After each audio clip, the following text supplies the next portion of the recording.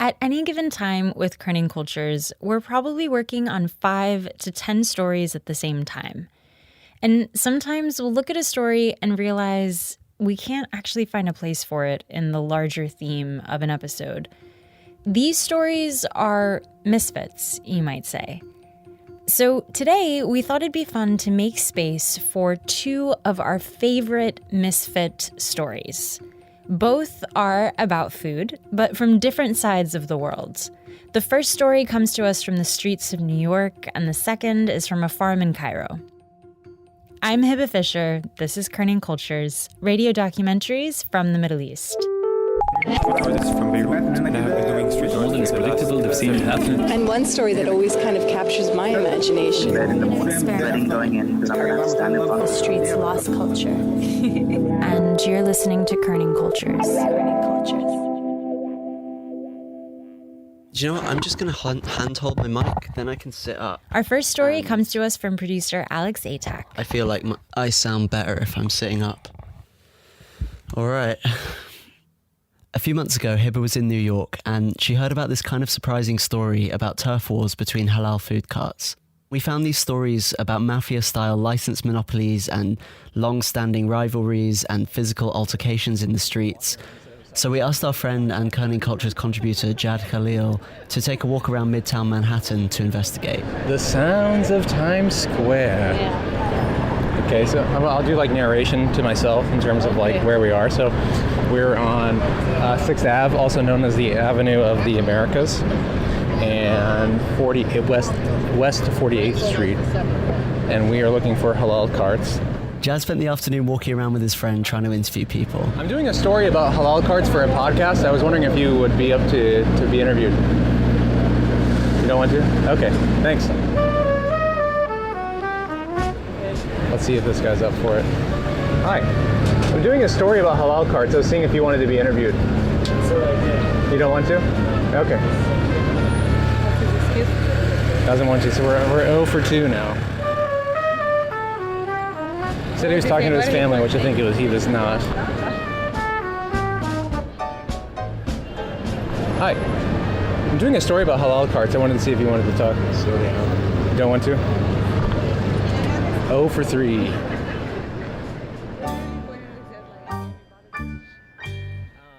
Eventually, he found this one guy called Mohammed. Were you born in Egypt and you came here? I was born in Egypt. I came over here in 1990. Okay. Yeah. And have you been working in the Halal Carts for a long time, or how long? I work in this business like 15 years. And Mohammed, he said he didn't know anything about turf wars.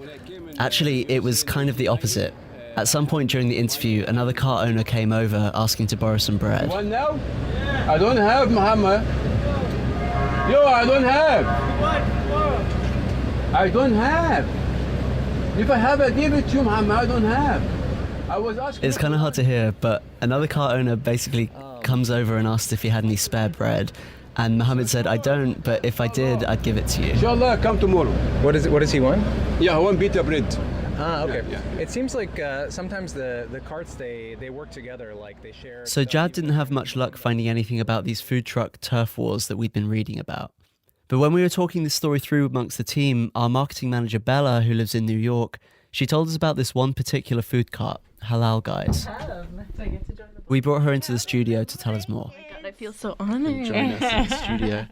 They're notoriously the truck to go to in the city. So like there's a few times where I've gone and after a night out with friends, we'll be like, oh, we have to get Halal Guys. And you go and then someone will inevitably bump into somebody else who also happens to be there. And it's especially, I guess, also for Egyptians and like Arab people in the city, you will find somebody else there, in line. And the line could easily, like, if the line, it looks like it's going to be an hour or two, you're like, yeah, that's fine. Like, you don't really blink twice. You're like, yeah, we'll stand in this line. It's totally cool.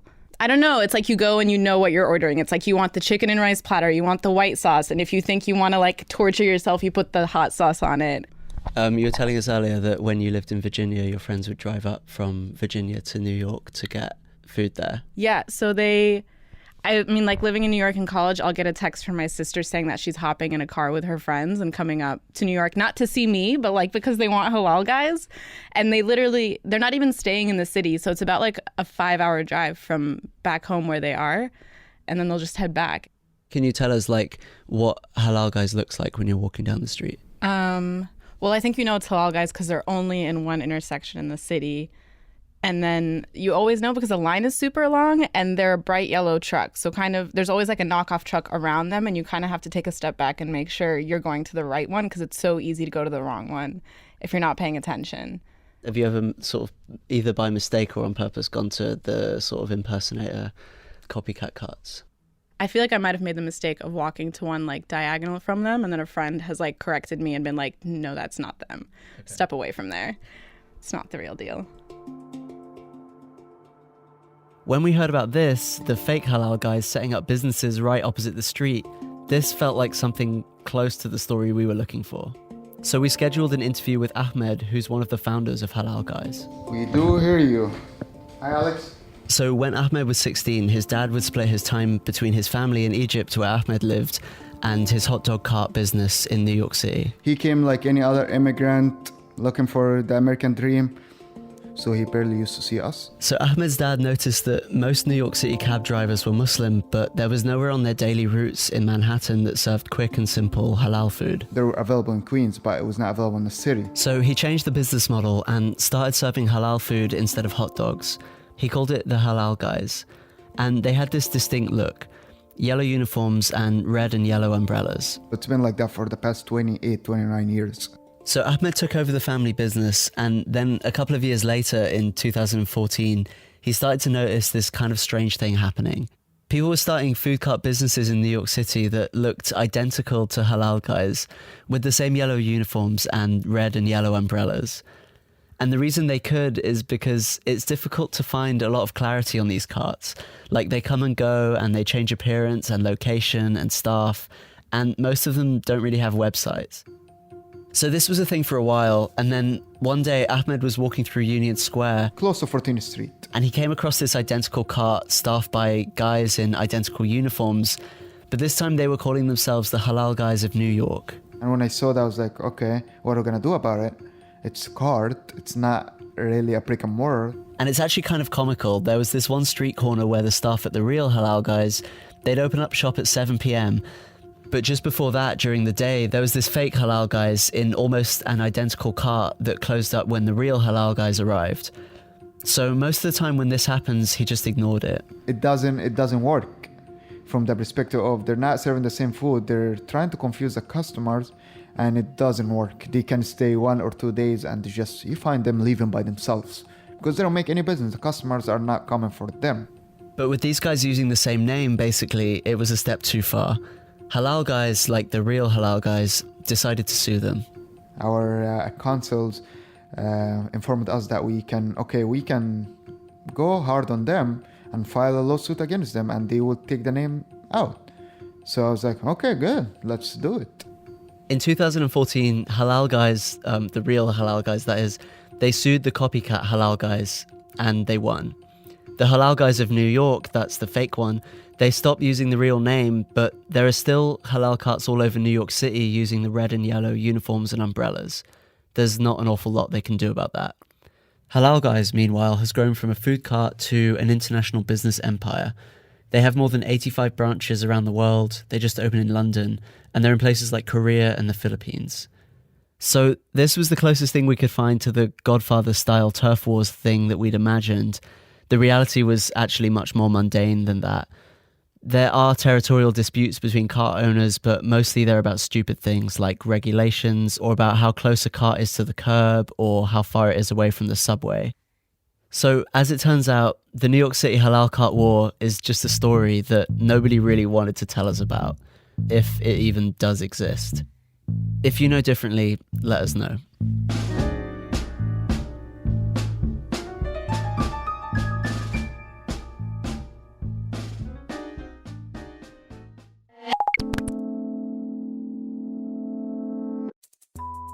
Hey guys, it's Hiba. Kerning Cultures is an independent podcast company, and while we air our episodes for free, it does take money to produce these stories. We'd love for you to help support this show. Click the link in this episode's description. It's patreon.com/kerningcultures for more information about supporting us. Patrons get perks like bonus episodes we don't release publicly and really cool swag. And I want to give a special thank you to all of our new patrons supporting us on Patreon this month. To the Bellwood family and to Bisma, you are making the production of these stories possible. Thank you. Wunderbar. What did you say? Wunderbar? Wunderbar. It's wonderful in German. Okay.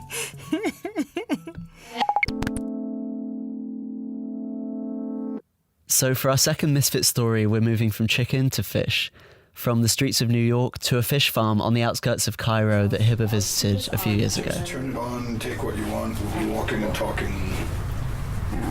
Does that work for you though? Or does it sound weird if we're walking and talking? So can you tell me what's happening in this tape? So this is Faris Farag, and he is the owner of Bustan Aquaponics. Sorry, we're having conversation. They won't do anything though. Are they all wild? Yep. Which is the first commercial aquaponics farm in Egypt.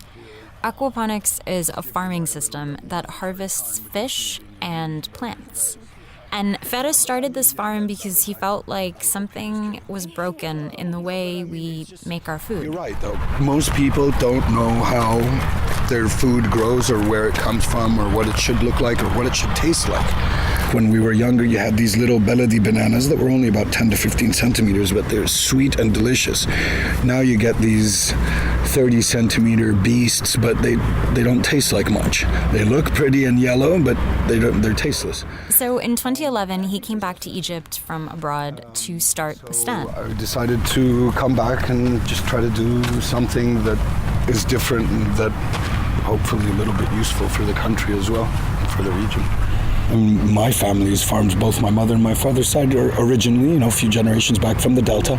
So we were all farmers, so I don't know. And Faris, alongside other Egyptian farmers today, they're facing a changing climate that deeply affects how they can grow food. And this begins to address sort of why I started with the aquaponics thing. I mean, water security and food security are highly correlated to each other here in Egypt in particular. So Faris and I are walking around his farm where there are rows of olive trees, there's a chicken coop that you can hear, and of course, there's the aquaponics system. So, if you can look in here, it's going to be a bit warm because I'm covered up in the winter. Faris took me inside these huge warehouses, and what you're hearing now is water pumps whirring in the background as we stand over these really big water tanks that are filled with 8 tons of fish, tilapia from the Nile. And these tanks look like those above-ground swimming pools that you might see in someone's yard.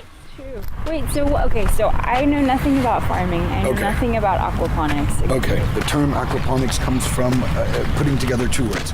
Aquaculture. Okay, so can you explain what aquaponics is in the simplest way you can?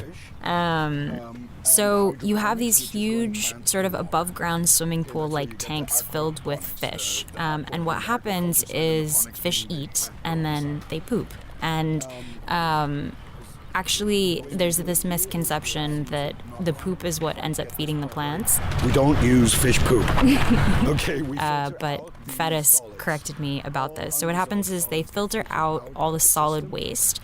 But the other thing that happens with the fish is as they breathe, they're naturally excreting ammonia. But ammonia is toxic. And so Faris and Bustan Aquaponics, they'll add these kinds of bacteria into the water to chemically change the ammonia. So it goes from being something toxic to becoming something nutritious, which is a nitrate. Nitrates are the standard building blocks for all vegetation, especially leafy greens. And the nitrates then get sort of siphoned down through this long tube that snakes from that swimming pool tank into a nearby greenhouse. This huge greenhouse that just has rows and rows of these plants that are growing because of the fertilizer that's coming from the fish. Now, this much longer greenhouse is where the hydroponic beds are. This is amazing. It's pretty cool, isn't it? And it smells fantastic. Yeah, I mean, it smells natural. And it's these rows of leafy greens like lettuce, and there's herbs like parsley and basil. There's even strawberries and chili peppers that are growing here. You guys grow kale? Yeah, we grow 3 kinds of kale. We have a curly green kale. This is the Cavallo Nero Italian kale, and that's a purple curly kale nero. Wow. This is dumb, but I just realized that there's no soil. And I know you said it was soilless, but I just realized that it's in this little squishy styrofoam in the water. How come it doesn't need soil? So the plants are suspended in this soilless water. As the plants grow, they'll clean the water, and then that water gets cycled back into the fish tanks in the warehouse next door. By the time the water comes back to the fish, it has near zero ammonia in it. So it's perfectly good for the fish again. And then the cycle starts again. And then the cycle starts again. With the same water. With the same water. And so Fetis was saying that it's super energy efficient, and the amount of waste water that's produced from this is something like 5%. So they're able to keep 95% of the water that they use, which is a huge deal because you have water scarcity issues, fresh water scarcity issues in Egypt. And so this is honestly a sustainable farming solution. So how is this kind of like, how is this like a solution to Egypt's farming problems or and Egypt's food problems?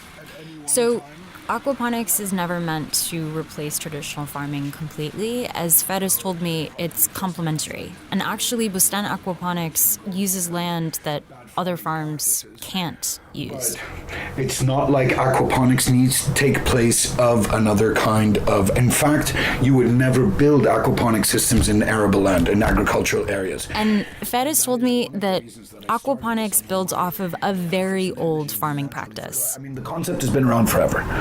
We've updated it, we've modernized it a little bit, we've commercialized it a little bit, but it's just a more stable system.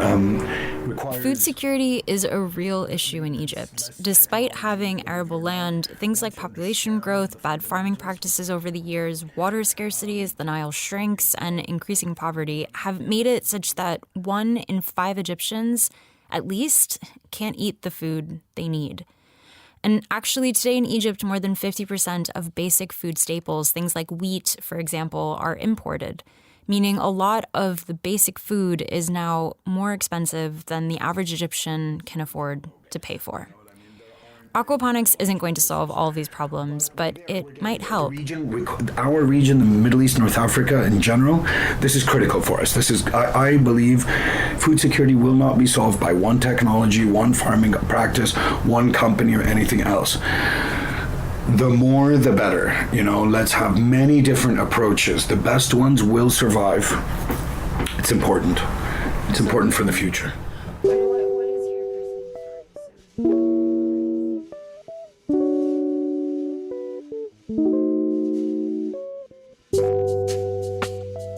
This Misfits episode was produced by Alex Atack with reporting for the Halal Food Cart story by Jad Khalil and production support from Nadine Tedros and Claire Tai. Editorial by Dana Balut, Bella Ibrahim, and myself, Hiba Fisher, with sound design by Alex Atack. The Aquaponics story was produced by Alex Atack and myself, with editorial support from Bella and Dana, Zaina Duedor, and sound design by Alex Atack. Bella Ibrahim is also our marketing and brand manager. In 2 weeks, on Kerning Cultures, we'll be airing a story in Arabic. It's about Noor, a young girl from Mosul navigating a new normal after losing her eyesight at 16. حاولنا نطلع من الموصل بوقتها بس ما قدرنا إنه تنظيم داعش ما كان يخلي أحد يطلع من الموصل. من ذاك الوقت إلى حد الآن أنا فاقدة البصر. That's in 2 weeks. In the meantime, you can find us on social at Kerning Cultures. Thanks for listening.